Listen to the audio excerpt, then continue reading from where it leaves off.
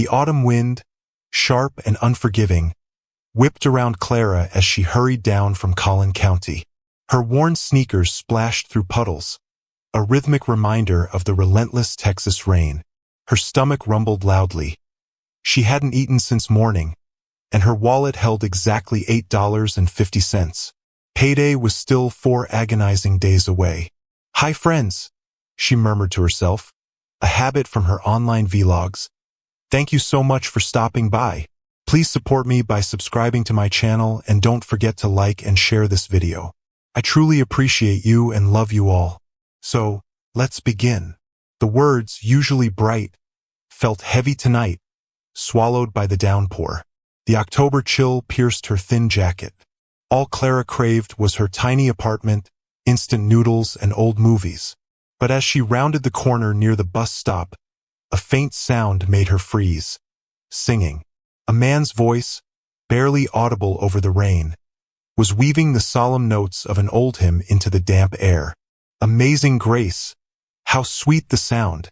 The melody was hauntingly beautiful, rich and deep, yet imbued with a profound sadness.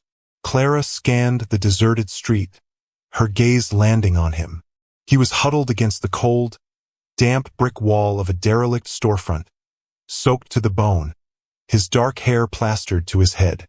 A white cane lay beside him on the glistening concrete.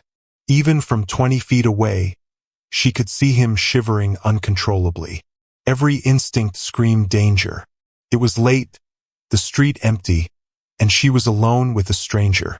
Yet, something in his voice, a raw vulnerability, compelled her feet forward. "Excuse me," she called gently. "Sir, are you okay?" The singing ceased abruptly. The man's head turned towards her voice. Clara saw his face clearly for the first time. Early 30s, strong features, and kind eyes that gazed just past her shoulder. He was undeniably blind. "I'm sorry," he mumbled quickly. "I didn't realize anyone could hear me. I'll be quiet." "You don't need to be quiet. You have a beautiful voice." Clara stepped closer, the rain soaking through her jacket. She knelt, bringing herself to his level. "How long have you been sitting here?" He hesitated. "Since this morning, I think. Maybe longer. It's hard to tell time when you can't see the sky." "This morning? In this rain?" Clara's heart clenched. "The shelter downtown is full," he explained, shrugging helplessly. "They said to come back tomorrow, but tomorrow they'll probably be full too." Clara knew that shelter. She had volunteered there during nursing school. It was always overcrowded, always turning people away. "What's your name?" she asked. "Caleb," he replied, then seemed to reconsider. "Caleb Owen Brown." "Hi, Caleb. I'm Clara. Are you hungry?" Caleb's laugh was bitter. "I'm always hungry these days, but I'll be fine. I'm used to it." "When was the last time you ate?" "Yesterday, I think. A woman at the church gave me half a sandwich. That settled it." A decision, impulsive and reckless, solidified in Clara's mind. "Come with me," she stated firmly. "What?" Caleb's body stiffened. "You can't stay here all night. You'll freeze. Come stay at my apartment." "I can't do that. You don't know me. I could be anyone." His voice held a hint of warning. "Are you dangerous?" Clara asked. "No, of course not." "Then come on. I live 15 minutes away." "Miss, I appreciate the kindness, but I can't accept. You're already taking a risk just talking to me." Clara knelt again. "Caleb, I'm a nurse. I spend my days taking care of people. It's what I do, and right now you need to be taken care of. Why would you help a complete stranger?" The question struck Clara harder than expected. Why was she doing this? Perhaps it was the lingering memory of having nothing. Perhaps it was the countless faces of suffering she had witnessed. Or perhaps something in this man's voice told her he was genuinely good. "Because everyone deserves kindness," she said simply. "And because I have a couch you can sleep on." Caleb remained silent for a long moment. Finally, he reached for his cane. "If you're sure," he said quietly. Just for tonight. I'll leave first thing in the morning. We'll see about that, Clara murmured, a small smile playing on her lips. Helping Caleb to his feet, Clara was surprised by his height. Even stooped from cold and exhaustion, he had to be at least 6 feet 2 inches tall. Despite his ragged appearance, there was an almost elegant fluidity to the way he moved with his cane. They walked slowly through the rain-drenched streets. Clara observed how Caleb navigated with impressive skill, his white cane sweeping in precise arcs. This wasn't someone newly blind. He had clearly been this way for years. "How long have you been blind?" she asked gently. 3 years, Caleb replied. "Car accident." "I'm sorry." "Don't be. Lots of people have it worse." "That doesn't make your situation any easier." Caleb turned his head slightly towards her voice. "Most people either pity me or ignore me completely. You're doing neither." "I'm treating you like a person," Clara said. "Because that's what you are." They reached Clara's building, a 4-story brick structure that had seen better decades. The elevator was out of order, forcing them to climb 3 flights of creaking stairs. Clara became acutely aware of the shabbiness of her surroundings. Peeling paint, flickering hallway lights, the scent of stale cooking oil mixing with harsh cleaning chemicals. "I should warn you," she said as she fumbled with the lock. "It's not much. It has a roof and walls," Caleb said, a faint smile in his voice. "That makes it a palace compared to where I've been sleeping." Clara's apartment, though small, was meticulously clean. The living room held a second-hand couch, a coffee table with scratches, and an ancient television. The kitchen was tiny but functional. "The bathroom is right there," she said, gesturing instinctively before remembering his blindness. "Straight ahead, first door on the left. I'll find you some dry clothes." While Caleb was in the bathroom, Clara quickly shed her damp scrubs and found an old, oversized sweatshirt her ex-boyfriend had left behind and a pair of faded sweatpants that might fit Caleb. Her phone buzzed, startling her. It was her friend, Sophie. "Girl, where are you? We were supposed to get coffee tonight." Clara winced. She had completely forgotten. "Oh no, Sophie. I'm so sorry. Something came up." "What kind of something?" "You never forget our coffee dates." "I brought someone home," Clara confessed. "A homeless man I found in the rain." Dead silence stretched across the line. Then, Sophie's voice, laced with disbelief. "Clara, please tell me you're joking." "I'm not joking. His name is Caleb, and he was sitting in the rain outside an abandoned building. He's blind and has nowhere to go." "Honey, this is exactly what we talked about last month. You can't keep rescuing people. Remember what happened with that woman who said she needed bus money? She took your purse. This is different. It's always different until it isn't. You're too trusting. What if this guy is lying? What if he's not really blind? What if he's dangerous?" "He's not dangerous, Sophie. I can tell." "You can tell? How can you tell? Are you psychic now?" Clara sighed. "I just know, okay? He seems genuinely kind." "Sweetie, I love that you want to help people.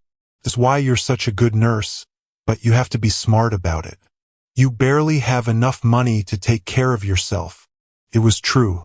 Clara's bank account held exactly $43 until payday. She was behind on her electric bill, surviving on instant noodles and peanut butter sandwiches. Yet, looking at the closed bathroom door, picturing Caleb shivering in the rain, she knew she had made the right choice. "I'll be careful," she promised Sophie.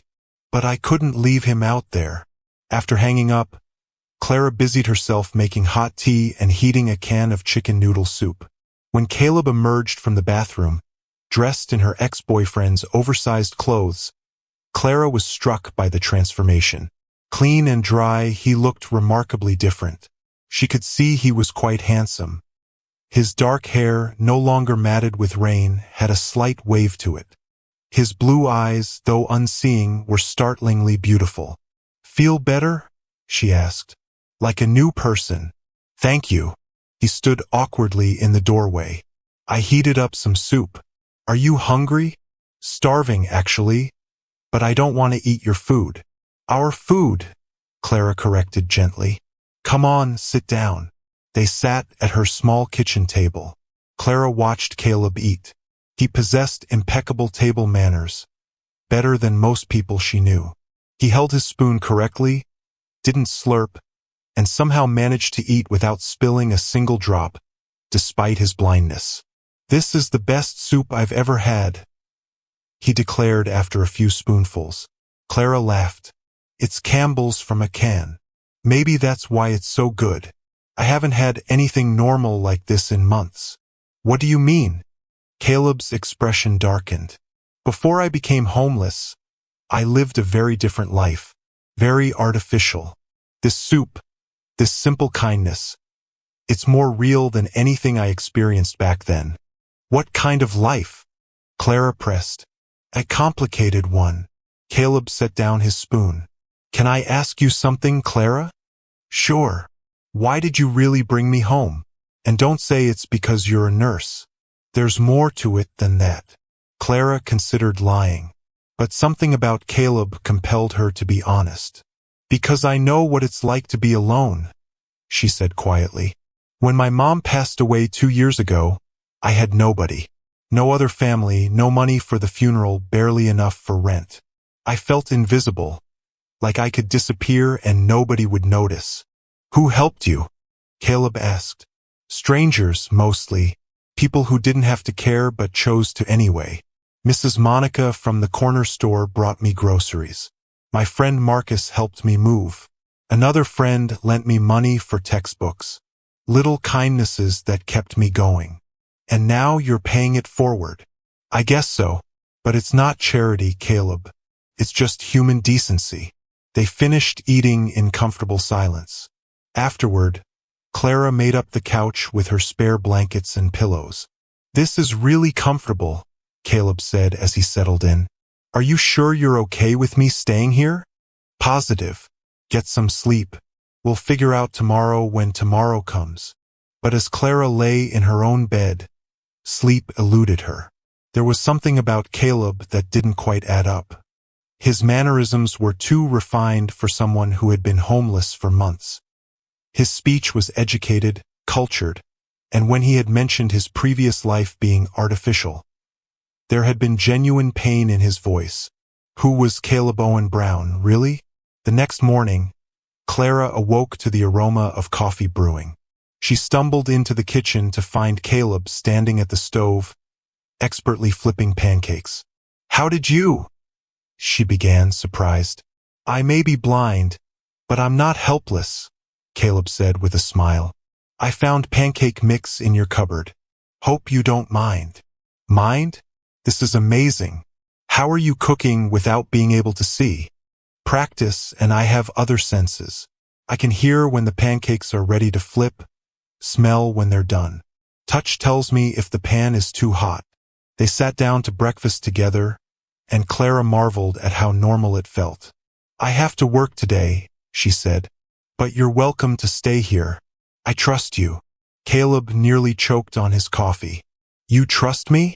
You've known me for one night. Sometimes one night is enough. What if I steal your television? He challenged. Then I guess I'll have to get a new television. But you won't. How can you be so sure? Because you made me pancakes. Thieves don't make pancakes. For the first time since she had met him, Caleb laughed. A real, genuine laugh that lit up his entire face. That's the strangest logic I've ever heard, he said. But I like it. At the hospital, Clara found it difficult to concentrate. Her thoughts kept drifting back to Caleb. During her lunch break, she called to check on him. How's your day going? She asked. Good. I cleaned your apartment. You didn't have to do that. I wanted to. It's the least I can do.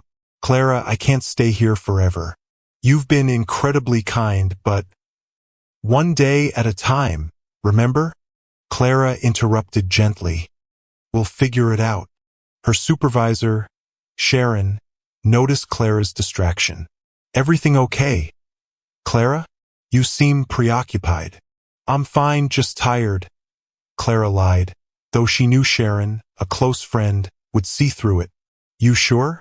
You've been checking your phone more than usual. Clara sighed. I helped someone last night. A homeless man. He's staying at my apartment. Sharon's eyes widened. Clara, that's incredibly dangerous. You don't know anything about this person. I know enough. He's kind and respectful. How can you possibly know that after one night? Sometimes you just know. Honey, listen to me. You have a good heart, but that can make you a target. There are people who take advantage of kindness. Not everyone is an angel, Sharon. Maybe not, but please be careful. Promise me you'll be smart about this. Clara promised, but she wasn't worried. There was something about Caleb that felt profoundly genuine. When she got home that evening, she found her apartment sparkling clean. Not just tidy, but deep cleaned. The windows were spotless, the floors mopped, even her bathroom gleamed. Caleb, this is incredible, she called out. He emerged from the kitchen, carrying 2 steaming cups of tea. I may have gone a little overboard. I like to stay busy. Where did you learn to clean like this? My mother was very particular about cleanliness. She drilled good habits into me from a young age. Tell me about your family. Caleb's expression immediately clouded. There's not much to tell. My parents aren't close anymore. Because of your blindness? Clara asked gently. Among other things. His voice was tight. Some families stick together through difficulties. Others fall apart. Mine fell apart. I'm sorry. Don't be. I'm better off without them. But Clara could hear the pain beneath his words. Over the next few days, they fell into a comfortable routine. Clara would go to work, and Caleb would stay at the apartment. He always had something helpful done when she returned. Laundry folded, dinner started, groceries organized. He never complained, never asked for anything, and always tried to contribute. On Friday, Clara's friend, Marcus, stopped by unexpectedly. Marcus, a police officer she had known since high school, was fiercely overprotective and suspicious. Who's this? He asked, his eyes narrowing, when he saw Caleb sitting on the couch. This is my friend, Caleb. Caleb, this is Marcus. Marcus's cop instincts immediately kicked in. He studied Caleb with intensity. Nice to meet you, Caleb said politely, standing up and extending his hand. Marcus shook his hand, but his scrutinizing gaze didn't waver. How long have you been staying here? A few days. Clara was kind enough to offer me shelter. Marcus, Clara warned. Stop interrogating him. I'm just being friendly, Marcus said, but his tone suggested otherwise. So, Caleb, what's your last name? Caleb hesitated. Brown. And what do you do for work? I'm between jobs at the moment. Marcus pulled Clara aside into the kitchen, his voice dropping to a harsh whisper. Are you out of your mind? What's wrong with you? She whispered back. What's wrong with me? I'm not the one letting strange men live in my apartment. He's not strange. He's nice. They're all nice until they're not. Clara, you don't know anything about this guy. What if he's lying about being blind? What if he's casing your place? What if he's dangerous? He's not dangerous. How do you know? Because I know, Marcus. I understand you're trying to protect me, but you're being paranoid. I'm being a cop, and my cop instincts are telling me something's not right about this guy. What do you mean? I mean, he seems too polished, too educated. His clothes might be old, but they're expensive. And did you notice his watch? Clara frowned. What about his watch? It's a Rolex. Even used, that thing costs more than you make in 6 months. Clara's stomach dropped. She hadn't noticed a watch at all. Maybe it's fake. Maybe. Or maybe your homeless friend isn't as homeless as he claims to be. After Marcus left, Clara couldn't shake his words. She watched Caleb more carefully, looking for signs that he might be lying, but she saw nothing suspicious. He seemed genuinely grateful, kind, and alone. Still, the seed of doubt had been planted. That night, as they were cleaning up after dinner, Clara decided to ask directly, "Caleb, can I ask you something?" "Of course."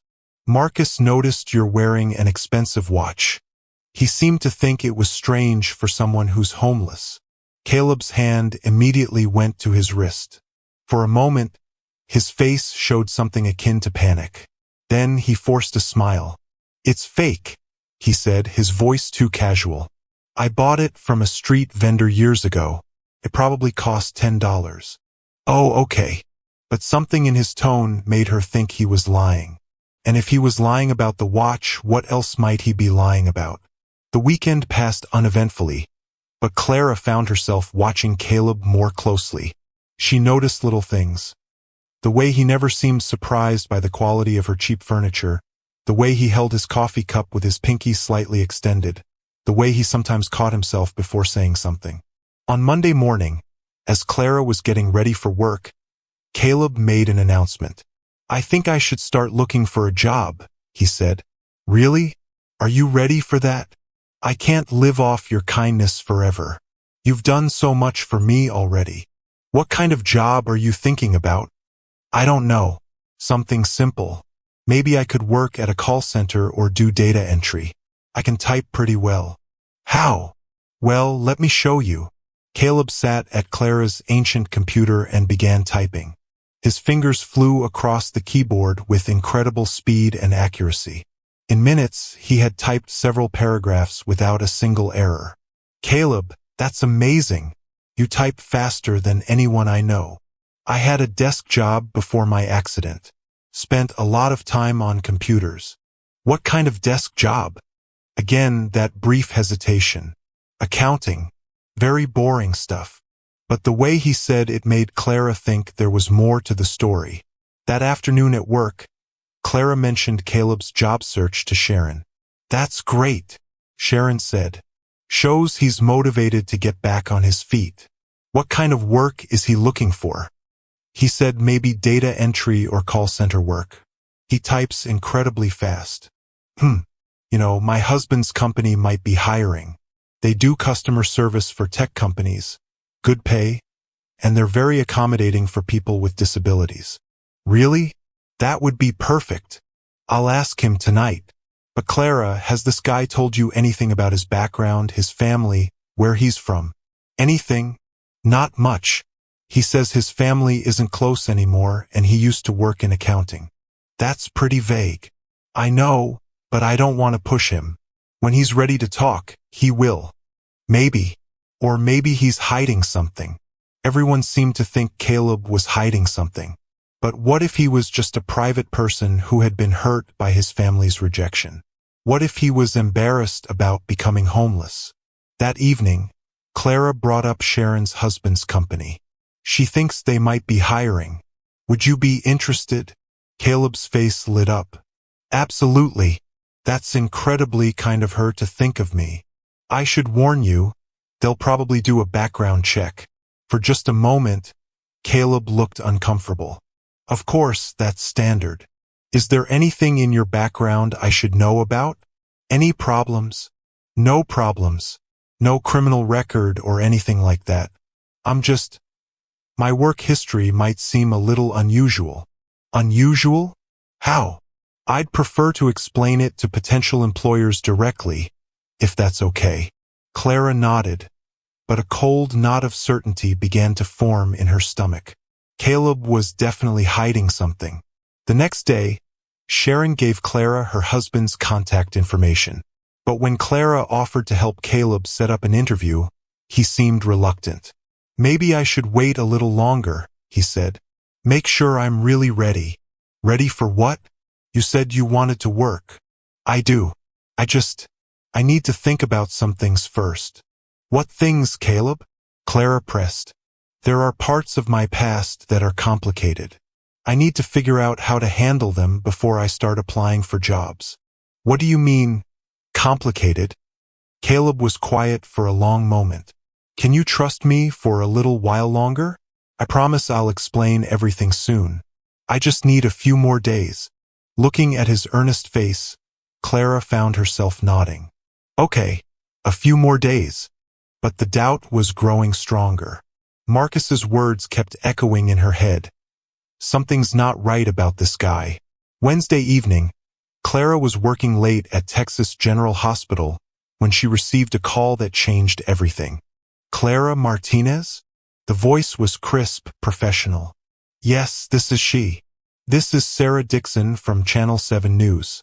I'm calling about the man staying at your apartment. Caleb Owen Brown. Clara's heart stopped. I'm sorry, who? Caleb Owen Brown. We have sources confirming he's been staying with you for over a week. I think you have the wrong person. The man staying with me is named Caleb Williams. Miss Martinez. The reporter's voice held a hint of triumph. Caleb Owen Brown is the missing heir to Brown Industries. His disappearance has been front-page news for months. Are you saying you didn't know who he was? The phone slipped from Clara's trembling hand. Brown Industries. Everyone knew that name. It was one of the biggest companies in America, worth billions. And Caleb Owen Brown. She had seen his picture in the news months ago. The heir to a fortune who had vanished without a trace. But that couldn't be her Caleb. Her Caleb was homeless. Unless he hadn't been. Unless everything he had told her was a lie. Clara's hands were shaking as she hung up and frantically called a taxi. She had to get home. She had to confront Caleb or whoever he really was. The taxi ride felt interminable. Clara's mind raced with possibilities. None of them good. Had Caleb been lying to her from the beginning? Was this all some kind of sick game? How many other things had he lied about? She burst through her apartment door to find Caleb sitting calmly on the couch, reading a Braille book. Clara, you're home early. Is everything okay? He asked. Are you Caleb Owen Brown? She demanded. The book fell from his hands. His face went completely white. Clara, he began. I can explain. Are you, or are you not, Caleb Owen Brown, heir to Brown Industries? She pressed. Yes, he said quietly. I am. The betrayal hit her like a physical blow. You lied to me. I had to. Had to? You've been lying to me for over a week. I thought you were homeless. I was homeless. That part was true. But you're worth billions of dollars. No, I'm not. My father is worth billions of dollars. I don't have access to any of it because he disowned me. Caleb stood up, his hands reaching out. Clara, please let me explain. It's not what you think. What I think, Clara retorted, is that you've been playing some kind of sick game with me. What was this? Research? Seeing how the poor people live? No, it was never like that. Caleb's voice was desperate. Then what was it like? Because from where I'm standing, it looks like a billionaire thought it would be fun to trick a naive nurse into taking care of him. That's not what happened. Clara, please. Yes, I'm Caleb Owen Brown.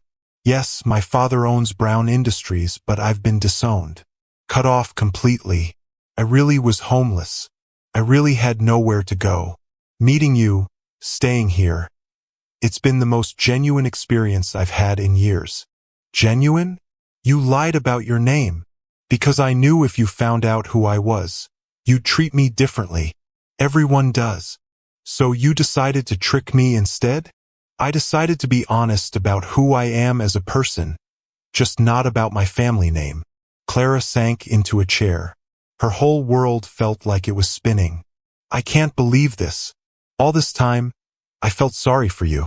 I shared my food with you, my home, my...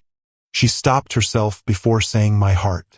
Clara, everything I told you about myself was true, except my last name.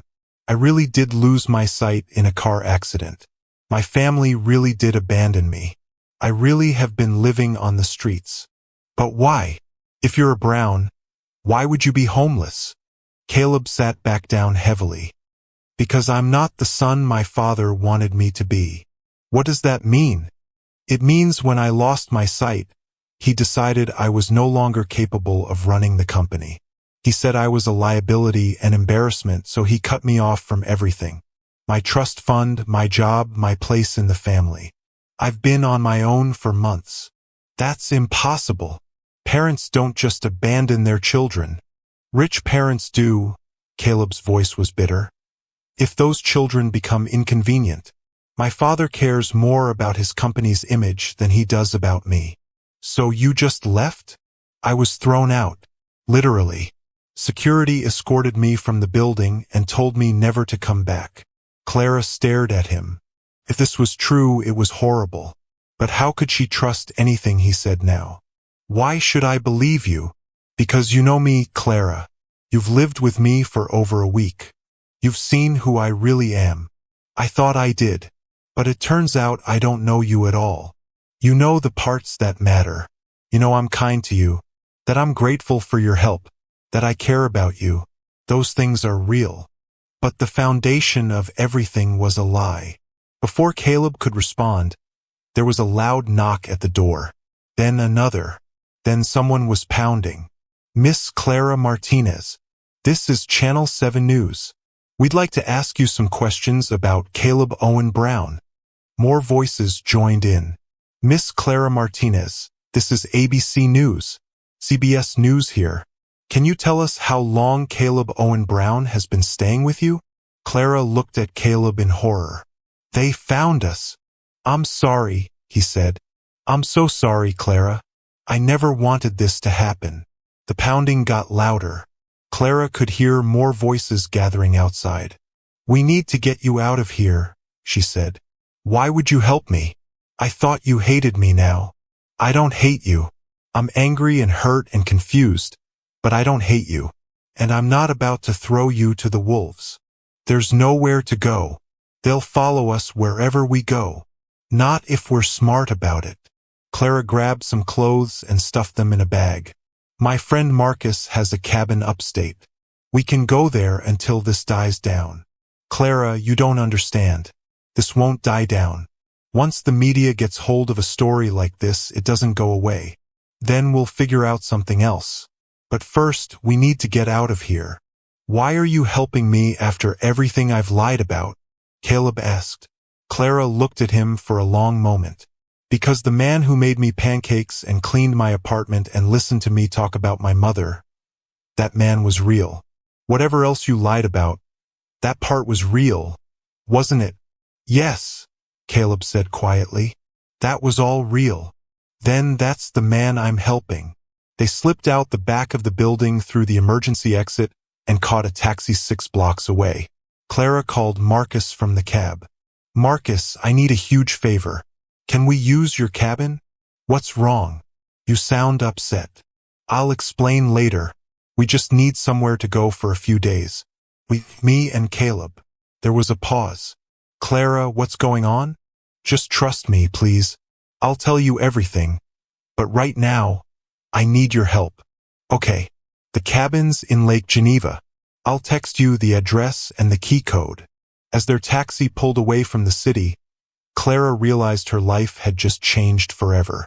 Whatever happened next, she could never go back to her simple, quiet existence. I'm sorry, Caleb said again. I never meant for any of this to happen. I know you didn't, but it did happen. So, now we have to deal with it. Clara took a deep breath. What do you want to deal with first? The media circus or the fact that you lied to me? Both. But let's start with you telling me the truth. All of it. From the beginning. The cabin was small but comfortable, nestled on the shore of a quiet lake surrounded by trees. It was the perfect place to hide and have a difficult conversation. They sat on the porch as the sun set, and Caleb began to tell Clara the real story of his life. My full name is William Caleb Owen Brown, but I've always gone by Caleb. My father is Thomas Brown, founder and CEO of Brown Industries.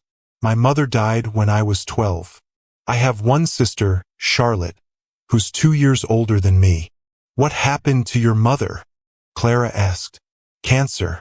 It was long and awful, and it changed my father. He threw himself into work and basically ignored Charlotte and me. We were raised by nannies and boarding schools. That sounds lonely. It was, but Charlotte and I were close. We looked out for each other. What about now? Where is she in all this? Caleb's expression darkened. Charlotte sided with my father when he disowned me. She said I was being selfish by not accepting his decision gracefully. What decision? To remove me from the company and the family when I lost my sight. Tell me about the accident. Caleb was quiet for a moment. I was driving home from a business meeting. It was raining just like the night you found me. A drunk driver ran a red light and hit my car head-on. I was in a coma for 2 weeks. When I woke up, the doctors told me I would never see again. How did your family react? At first, they were supportive. But then I started talking about returning to work, about adapting my role at the company to accommodate my blindness. That's when everything fell apart. What do you mean? My father said the company couldn't afford to have a disabled person in a leadership position. He said it would make us look weak, that investors would lose confidence. He offered to set me up with a trust fund if I agreed to step back quietly. But you refused. I refused. I wanted to prove that I could still contribute. So, I spent months learning new skills, working with specialists to adapt my work methods. I learned to use screen readers, voice recognition software, all kinds of assistive technology. And my father still said no. He said I was embarrassing the family by refusing to accept reality. He gave me an ultimatum.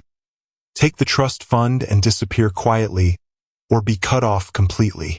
So you chose to be cut off. I chose my dignity. I thought Charlotte would support me, but she said I was being stubborn and hurting the family name. She said I should be grateful for the trust fund offer. Clara felt a surge of anger on Caleb's behalf. That's horrible. How could they abandon you like that? Money changes people.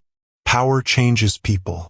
My father built his empire by making hard decisions and cutting losses. Apparently, I became a loss to be cut. How long have you been on the streets? For months. At first, I tried to get a job using my real name, but word got out. No one wanted to hire the disgraced brown heir. So, I started using Williams, my mother's maiden name. But even then, my lack of recent work history made it impossible. Why didn't you just accept the trust fund?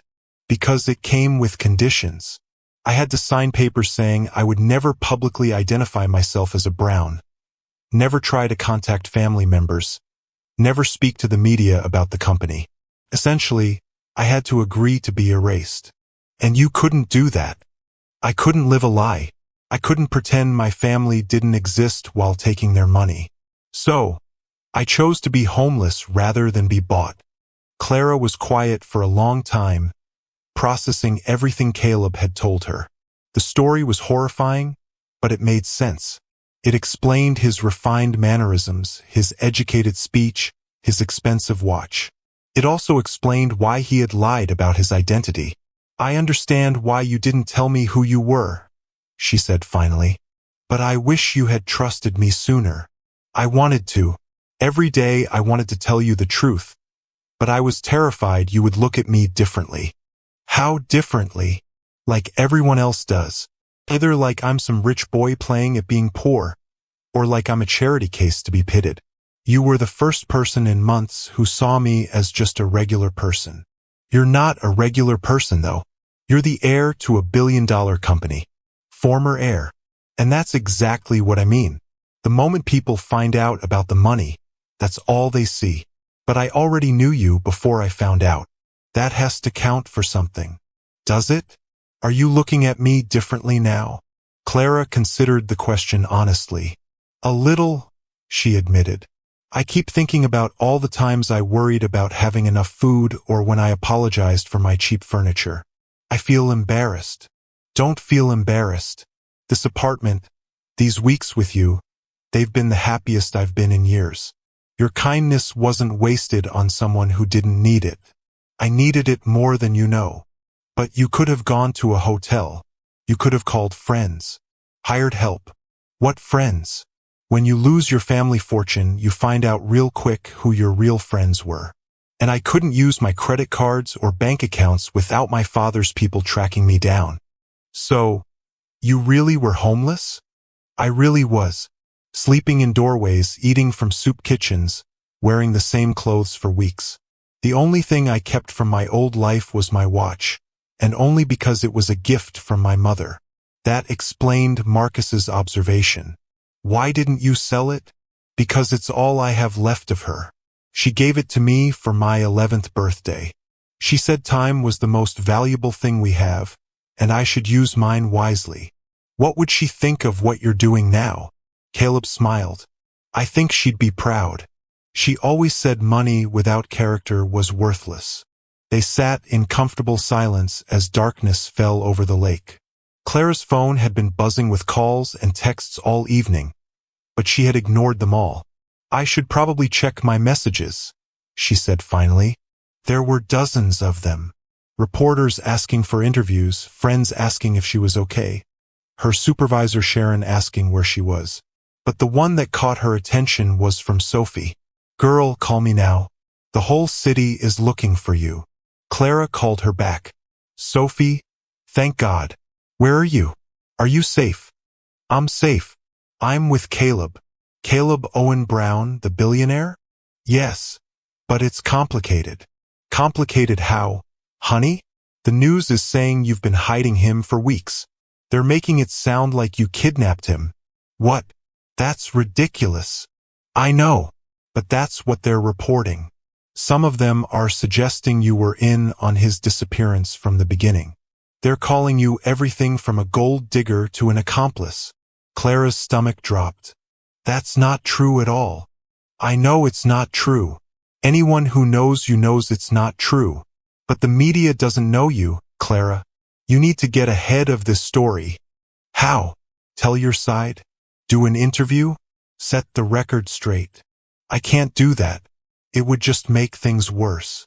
It can't get much worse. They're camped outside your apartment building. They're calling your work.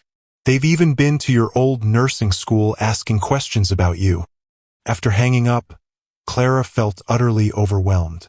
Her quiet life was completely destroyed, and she hadn't done anything wrong except show kindness to someone who needed it. I heard, Caleb said quietly. I'm so sorry, Clara. This is all my fault. It's not your fault. The media is crazy. It's my fault you're involved at all. I should leave. If I'm not with you, they'll leave you alone. And go where? I don't know, but I can't keep ruining your life. You're not ruining my life. Look at your phone. Look at what they're saying about you. Your reputation, your career, everything is at risk because of me. Because of them, not because of you. It's the same thing. Being around me will always be like this. There will always be reporters, always be scrutiny, always be drama. Is that why you don't want to go back to your family? Partly, but mostly because I can't forgive them for giving up on me so easily. They spent the next day hiding out at the cabin, but they couldn't hide forever. By afternoon, Clara's phone was ringing nonstop. Finally, she answered a call from an unknown number. Miss Clara Martinez, this is Patricia Charles from Charles & Associates. We represent the Brown family. Okay. We'd like to arrange a meeting with you and Mr. Brown. The family is very concerned about Caleb's well-being. Since when? Clara shot back. I beg your pardon? Since when is the family concerned about Caleb's well-being? From what I understand, they disowned him months ago. There was a pause. The situation is more complicated than you might understand. Could we arrange a meeting to discuss this properly? I'll have to ask Caleb. Miss Clara Martinez, I should mention that the family is prepared to be very generous in exchange for your cooperation. What kind of cooperation? Helping them convince Caleb to come home, and of course your discretion about certain family matters. You're trying to buy me off. We're trying to resolve a difficult situation in a way that benefits everyone involved. I'll call you back. Clara told Caleb about the conversation. They want to buy your silence. he said immediately. That's what I figured. What do you want to do? I want to meet with them, not because I'm ready to forgive them, but because I want to hear what they have to say. Maybe something has changed. Do you think something has changed? Honestly, no. But the media attention is probably hurting their business. They need this to go away. And the only way to make it go away is to get me back.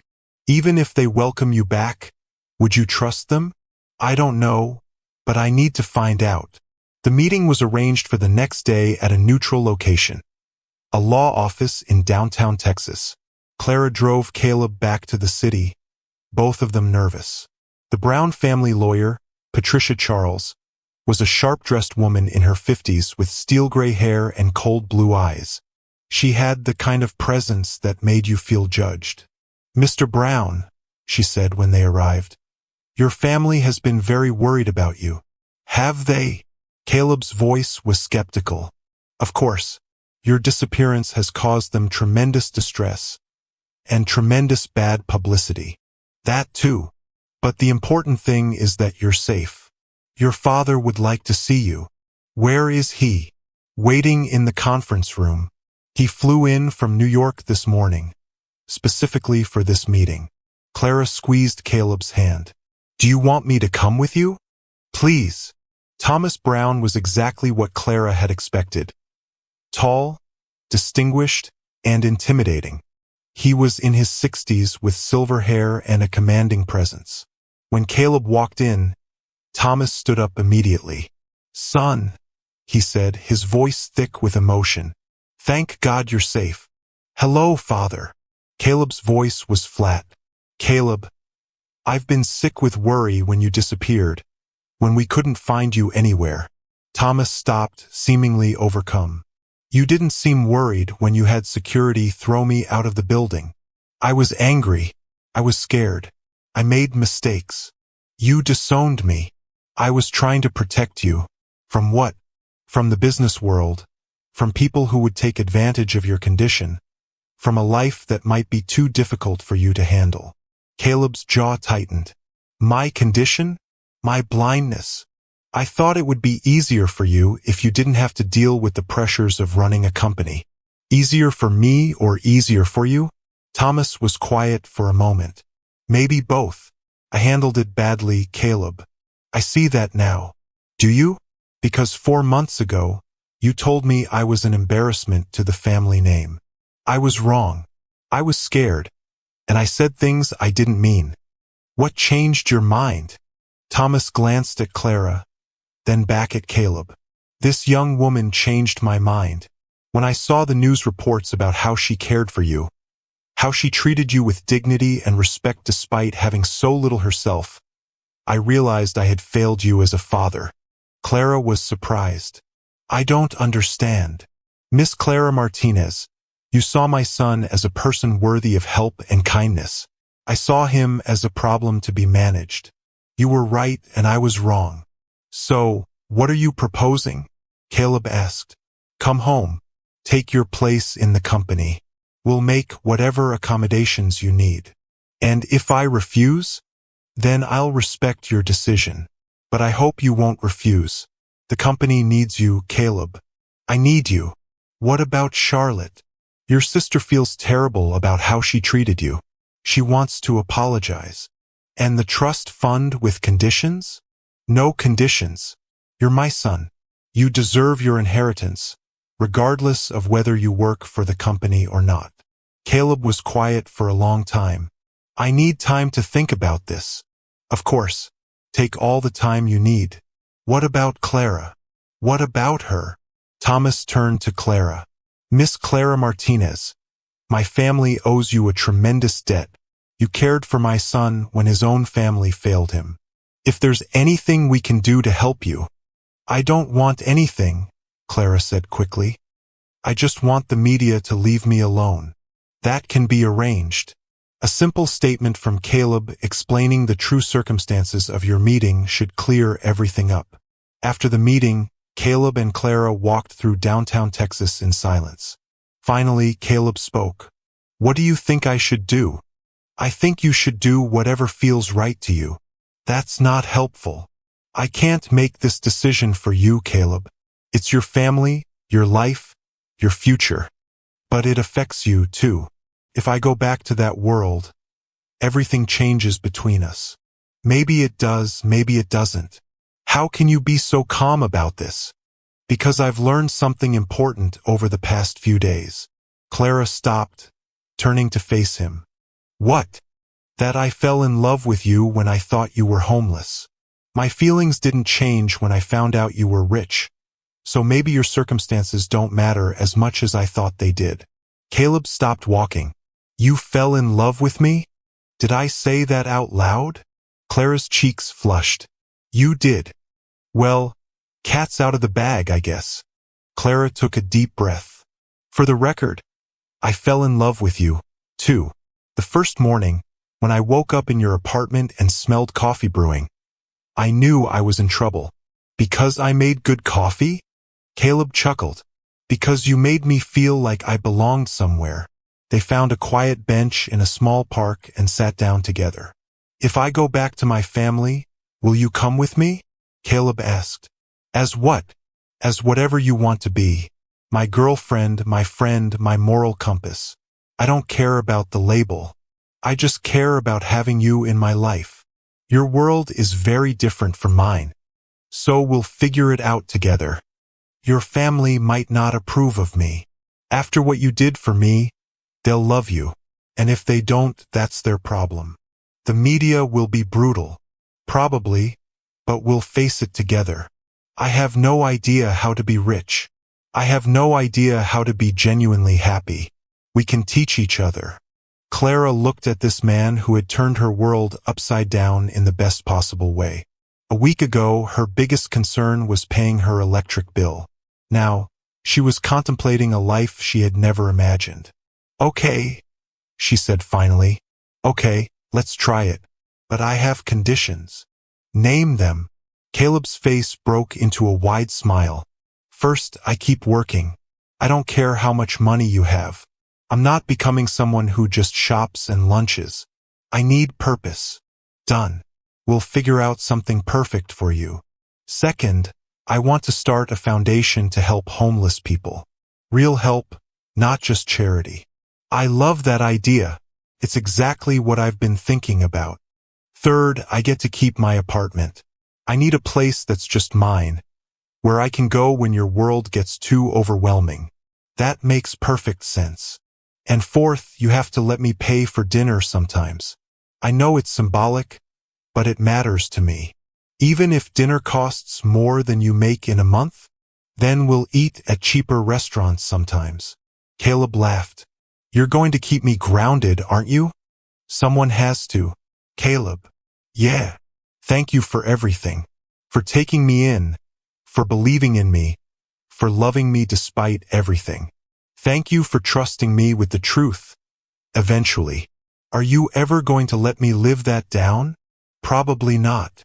They decided that Caleb would reconcile with his family, but slowly and on his own terms.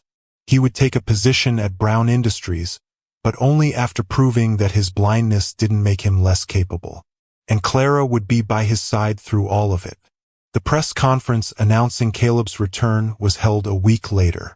Both Caleb and Clara spoke, telling the true story of how they met and what had happened.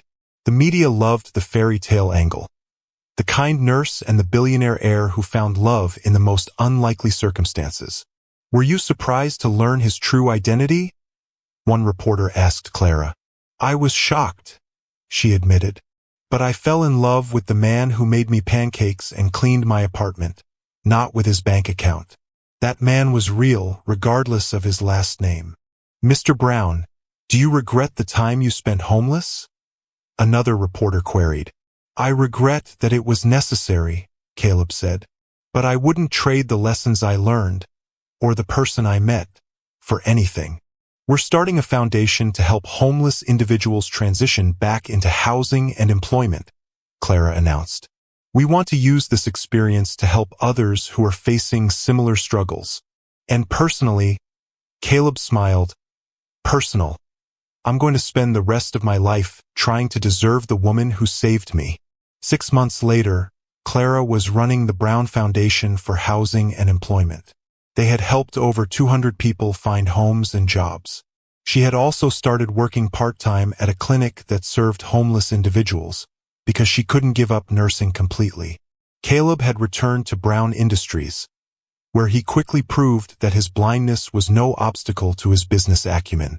He brought innovative ideas for making the company more inclusive and socially responsible. Thomas Brown publicly praised his son's contributions and admitted that his initial reaction had been wrong. "I thought I was protecting him," Thomas confessed. "Instead, I was holding him back."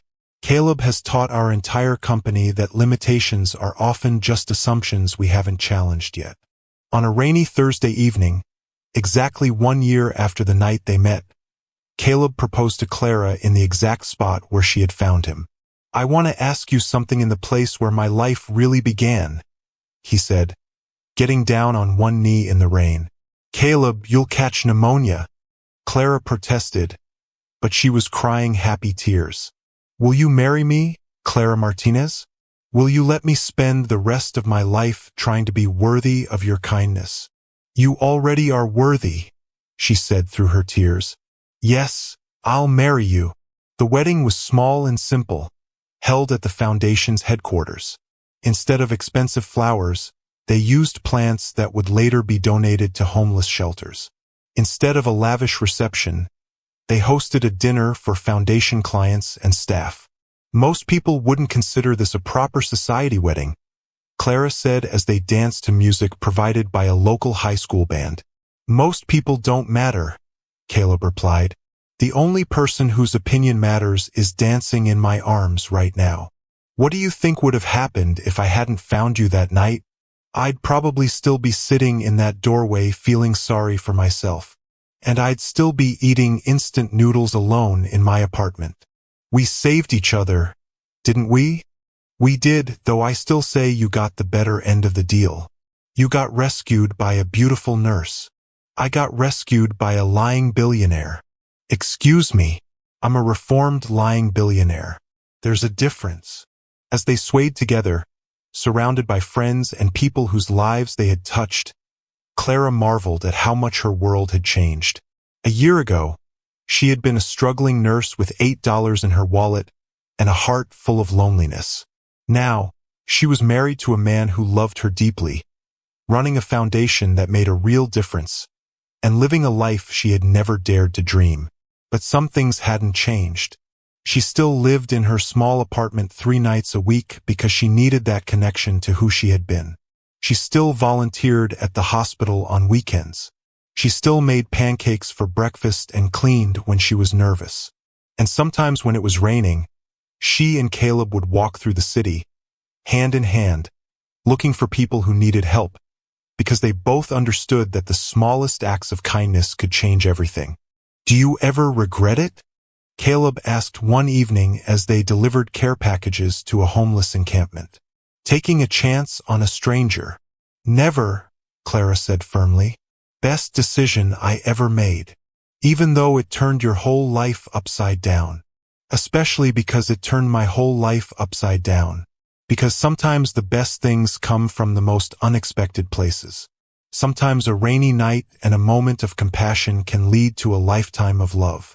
And sometimes the person who looks like they need rescuing is actually the one who will save you." In the end, Clara learned that Caleb had been right about one thing. Money doesn't change who you are inside. It only gives you more opportunities to show the world who you really are. And who they really were together was exactly who they were meant to be. 2 people who understood that the greatest wealth in the world was not measured in dollars, but in the depth of human connection and the power of love to transform even the most broken situations into something beautiful. The foundation continued to grow, helping thousands of people over the years. Caleb and Clara had 3 children, all of whom grew up understanding that privilege came with responsibility and that kindness was the most important currency in the world. And every year, on the anniversary of the night they met, they would return to that rain-soaked street corner and remember how a single moment of human decency had changed both their lives forever. Sometimes fairy tales do come true. Sometimes Prince Charmers really are sitting in the rain, waiting for someone brave enough to offer them shelter. And sometimes the people who think they're doing the rescuing are actually the ones being saved.